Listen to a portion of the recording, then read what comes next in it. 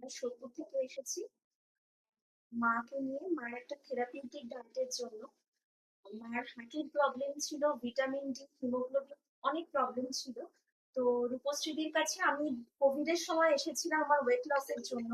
এবং আমি ভীষণ ভাবে মানে বেনিফিটেড হয়েছি। মানে আমি খুব আমার সব রিপোর্ট লাস্টে ওকে হয়ে গেছিল শুধু ডায়েট চার্ট ফলো করে।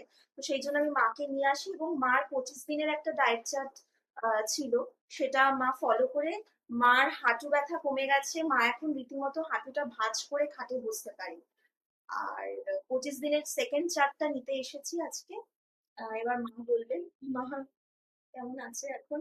আমি এখন পুরো ফিট। আমি কিন্তু কাকিমার বিশাল বড় ফ্যান। সত্যি বলছি, হ্যাঁ, একদম যেভাবে ডেডিকেটলি ফলো করেছে, অফকোর্স এটা ফ্যাক্ট, অনেকে করতে পারে না।